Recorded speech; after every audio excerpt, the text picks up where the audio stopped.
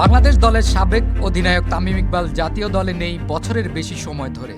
Test কিংবা one day থেকে এখনও আনুষ্ঠানিকভাবে অবসর ঘোষণা দেননি তিনি।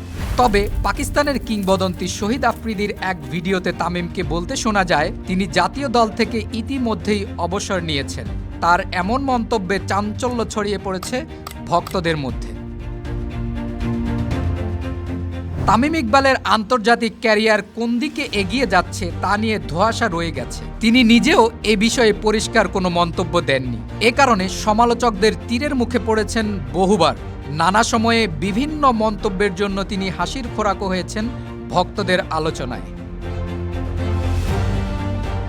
তবে এসব কিছু পেছনে ফেলে তামিম এখন পুরোপুরি মনোযোগ দিয়েছেন বিপিএলে। ফরচুন বরিশালকে আরও একটি শিরোপা এনে দেওয়ার লক্ষ্যেই তিনি মাঠে নামছেন। ব্যাট হাতে দুর্দান্ত ফর্মে থাকা তামিম সম্প্রতি দুর্বার রাজশাহীর বিপক্ষে ৮৬ রানের অনবদ্য ইনিংস খেলেছেন। তার ব্যাটিং শুধু ম্যাচ জিতিয়েছেন তা নয়, সমালোচকদের দিকেও জোরালো জবাব দিয়েছে। এমন পারফরমেন্সেই বোঝা যায় নিজের দিনে তিনি এখনও ২২ গজের মহারাজা।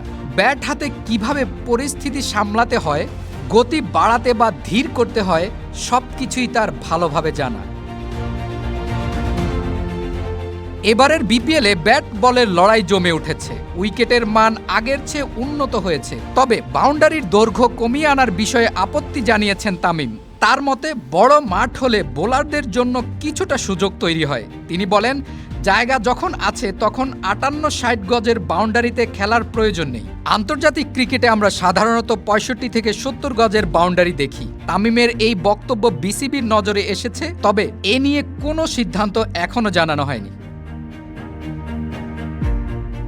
এত কিছুর পরও তামিম ইকবাল বিপিএলে তার ফোকাস ধরে রেখেছেন।